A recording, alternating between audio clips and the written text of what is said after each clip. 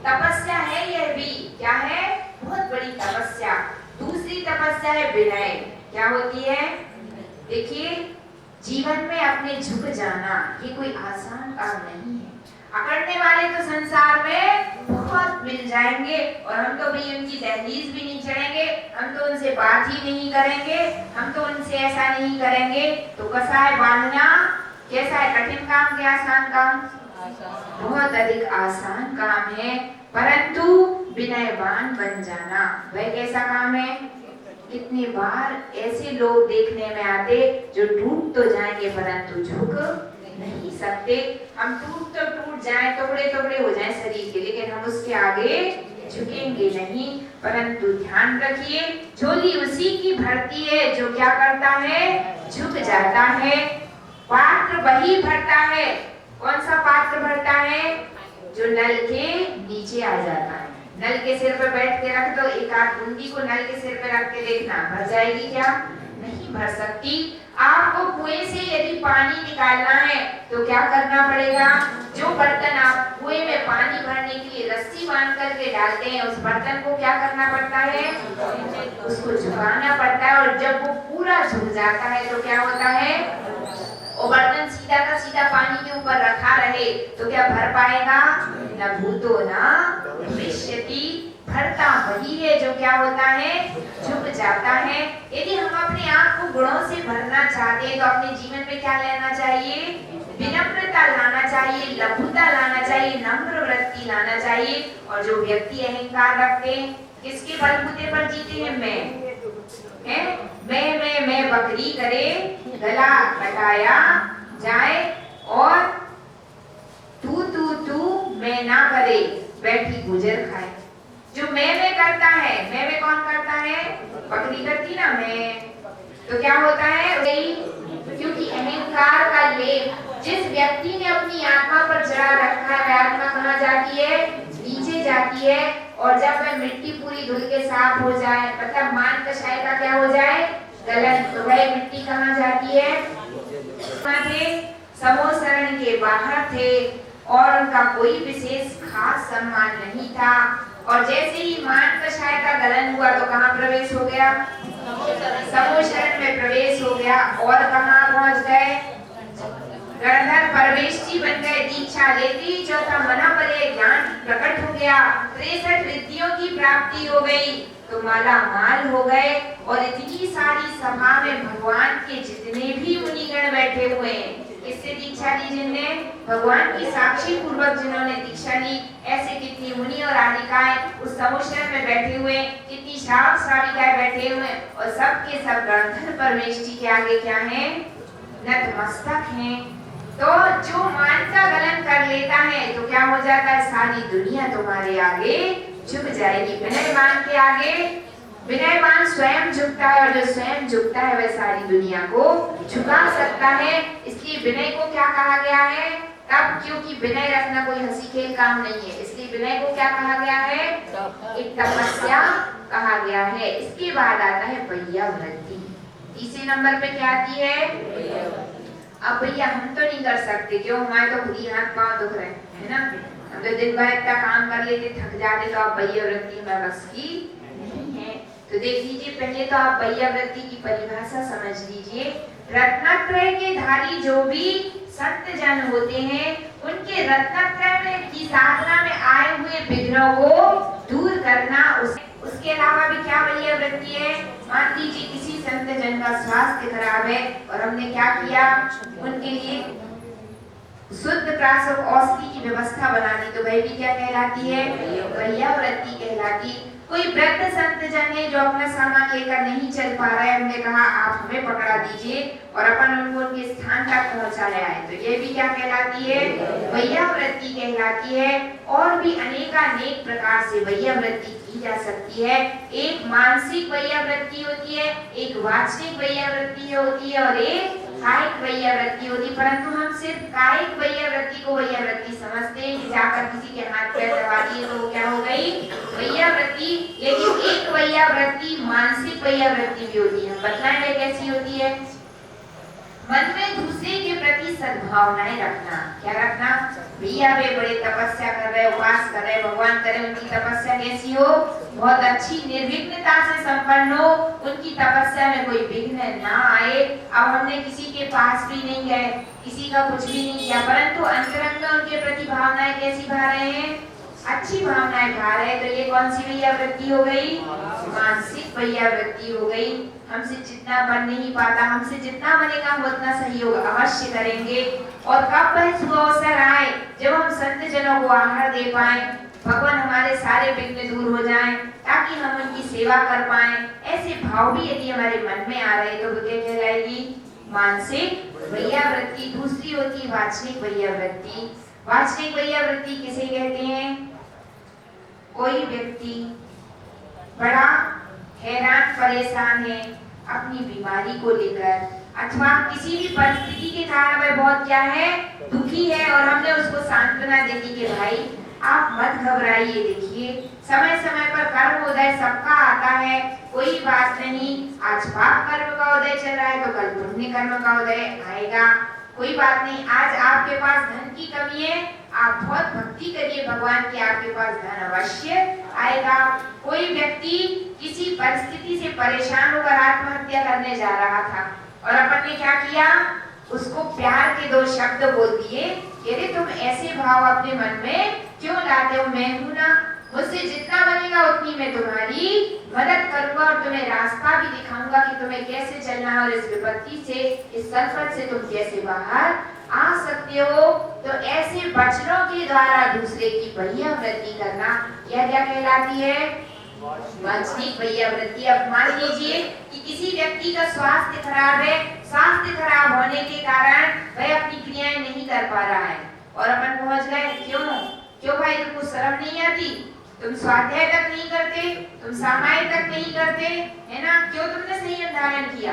तुम्हें संयम बिल्कुल धारण ही नहीं करना था, जब तुम्हारे बस का नहीं था तो तुम तपस्या के मार्ग पर क्यों आए? और हमने क्या किया? उसको अच्छी खरी खोटी सुना डाली। एक तो बेचारे का स्वास्थ्य वैसे ही खराब है, स्वास्थ्य खराब के कारण उसकी क्रिया में थोड़ी ढील आ गई, और ऊपर से आपने क्या किया? और 10 बातें सुना दी, तो क्या वो उसका पूरा साहस क्या हो जाता है? गिर जाता है, और उसको सचमुच अंतरंग में ऐसा लगने लगता है कि काश अच्छा होता कि मैंने संयम धारण नहीं किया होता, क्योंकि मुझसे पल तो रहा ही नहीं है। तो आपने उसके भाव क्या किए? गिरा दिए, है ना। जैसे तैसे में तपस्या चलो कर भी रहा था, तो आपने उसके भाव क्या किए? और गिरा दिए। और एक दूसरा व्यक्ति वह है जिसने क्या कहा?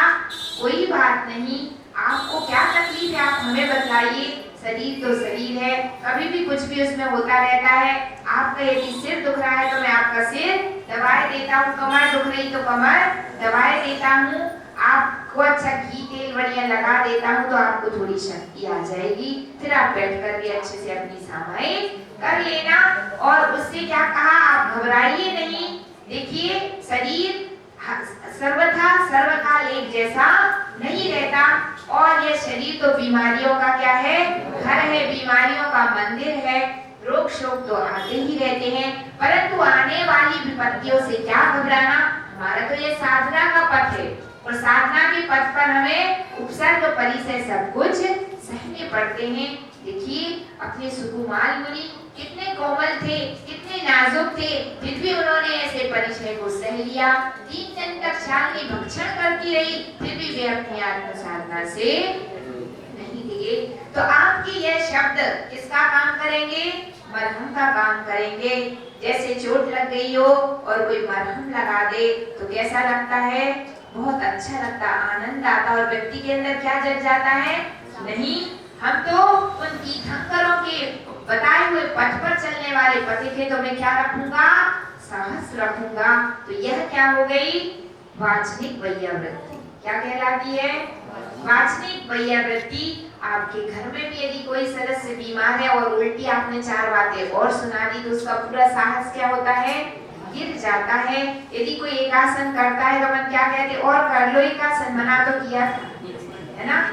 काय को एक आसन करती है जो तुम्हें बस के नहीं है? अरे आपको ऐसा बोलना चाहिए कि देखिए इसके बस का नहीं है, फिर भी तपस्या करने की इसकी इतनी निर्मल भावनाएं हैं। तो आप यदि एक आसन कर रहे हैं तो आपका सिर दुखने लग गया, कोई बात नहीं, हम आपका सिर दबा देंगे, बढ़िया घी की मालिश कर देंगे, तो आपको क्या मिल जाती है, एक आसन करेंगी और फिर गुस्सा करेंगी तो उसके शरीर में क्या प्रतिकूलता है उसको ना देखते हुए उल्टा हमने उसका साहस गिराया।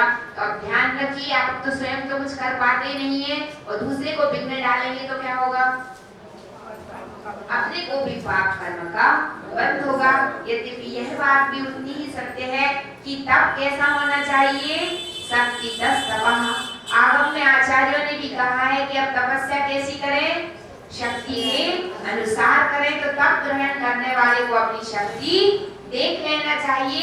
यदि आपको लगता है कि मैं इतना कर पाऊंगा तो आप बीड़ा उठाओ, और आपको लगता है कि हम कभी नहीं पाएंगे, है ना, कमजोर हो व्यक्ति का तन तो कोई बात नहीं, लेकिन कमजोरी मन में नहीं होना चाहिए।